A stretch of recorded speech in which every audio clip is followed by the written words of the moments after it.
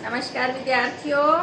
पिछले वीडियो में हमने एक नया प्रयोग एनिमेशन के माध्यम से पाठ पढ़ा, एकांकी पढ़ी, पापा खो गए। आज हम एक कविता का अध्ययन करेंगे जिसमें रूपक है, यानी एक प्राकृतिक दृश्य को तरह तरह की उपमाओं से उसमें कल्पना की है कवि ने। शाम एक किसान, यानी शाम का वक्त है, संध्या का वक्त है और उसकी एक किसान से तुलना की है। कैसे देखिए। आकाश का साफा बांध कर सूरज की चिलम खींचता बैठा है पहाड़। आकाश का साफा बांध कर सूरज की चिलम खींचता बैठा है पहाड़। घुटनों पर पड़ी है नदी चादर सी, घुटनों पर पड़ी है नदी चादर सी। पास ही दहक रही है पलाश के जंगल की अंगीठी। पास ही दहक रही है पलाश के जंगल की अंगीठी। अंधकार दूर पूर्व में, अंधकार दूर पूर्व में सिमटा बैठा है भेड़ों के गल्ले सा। अचानक मोर बोला जैसे किसी ने आवाज दी, सुनते हो? चिलम औंधी, धुआं उठा, सूरज डूबा, अंधेरा छा गया। ये आपकी कविता है। अब मैं इसका भावार्थ बता रही हूँ, आप ध्यान से सुनिएगा। कविता का भावार्थ देखिए। कविता शाम एक किसान, यानी कवि सर्वेश्वर दयाल सक्सेना जी ने यहाँ सांझ का चित्रण किया है। सर्दी के मौसम वाली सांझ है और प्राकृतिक दृश्य को देखकर कवि के मन में तरह तरह की भावनाएं, तरह तरह की कल्पनाएं और अनेक विचार आते हैं। उन विचारों को, उन कल्पनाओं को कवि ने कविता का रूप दिया है और प्राकृतिक जो उपादान हैं, प्राकृतिक जो चीजें हैं, उनको एक तरह से सजीव रूप में देखा है, उनका सजीव चित्रण किया है। एक किसान से उनका रूपक दिखाया है, समानता दिखाई है। कैसे? सबसे पहले कवि कहते हैं कि ये जो पहाड़ है ये किसान के समान है, किसान की तरह ये शांत बैठा है।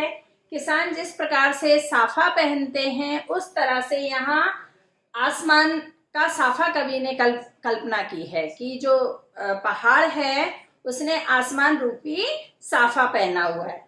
ऐसी कल्पना क्यों की कवि ने? क्योंकि पहाड़ बहुत ऊंचा है, उसकी चोटी इतनी ऊंची है जो ऐसा लग रहा है जैसे आसमान से छू रही हो, आसमान से टच हो रही हो।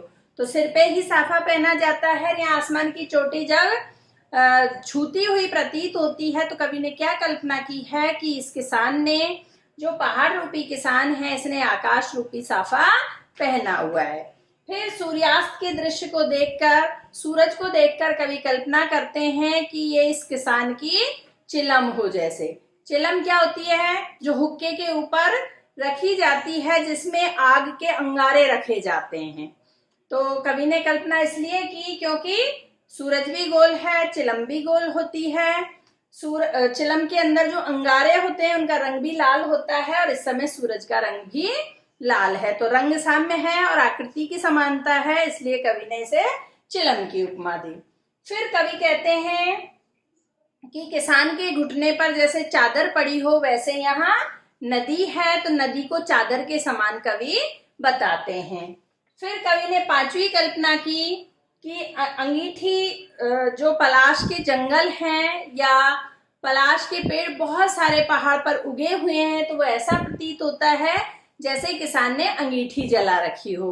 अंगीठी में जो अंगारे होते हैं, आग जो होती है वो भी लाल रंग की है और चारों तरफ ये जो फूल बिखरे हुए हैं, यानी कि जो पलाश के पेड़ हैं उन पर जो फूल लगे हुए हैं उन फूलों का रंग भी लाल है।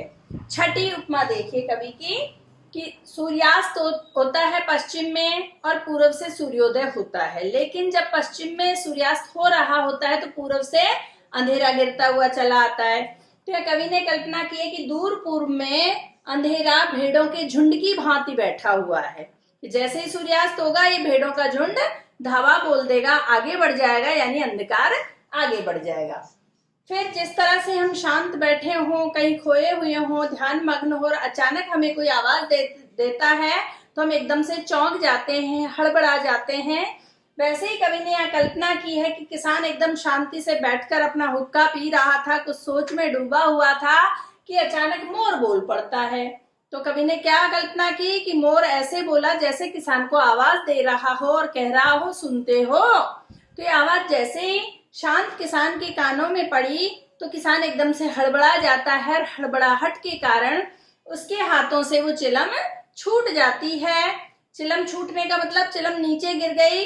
तो ये शांत जो दृश्य था, इसको एक घटना में कवि परिवर्तित कर देते हैं। कैसे करते हैं कि जब मोर बोला तो किसान के हाथों से चिलम छूट जाती है और वो औंधी गिर जाती है। औंधी यानी उल्टी गिर जाती है। उल्टी गिरने के कारण उससे धुआं निकलने लगता है।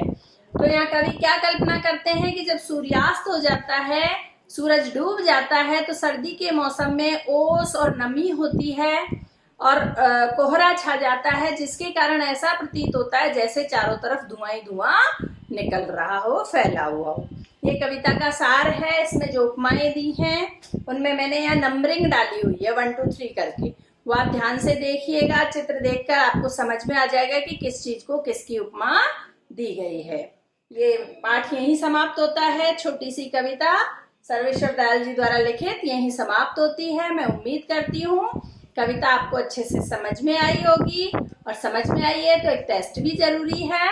इसलिए आज का प्रश्न ध्यानपूर्वक सुनिए और उसका उत्तर कमेंट बॉक्स में दीजिएगा। पहला प्रश्न 1 कि कवि ने ऐसा चारों तरफ क्या देखा जिसको उसने आग की उपमा दी।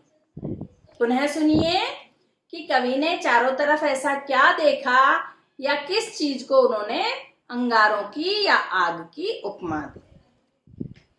इसका उत्तर आपको कमेंट बॉक्स में करना है, लिखना है। जो बच्चा सबसे पहले और सही उत्तर देगा उसका कमेंट मैं पिन कर दूंगी, वो सबसे ऊपर दिखाई देगा और अगली वीडियो में उसके बारे में बताया जाएगा। वीडियो अच्छा लगे तो लाइक जरूर कीजिएगा, कमेंट जरूर करें, और आप मेरे चैनल पर नए हैं तो चैनल को सब्सक्राइब करना ना भूलें, और सब्सक्राइब के पास ही एक बेल आइकन है, उसको दबाना ना भूलें ताकि आपको इस तरह के और अच्छे अच्छे नए नए वीडियोस के नोटिफिकेशन सबसे पहले मिले।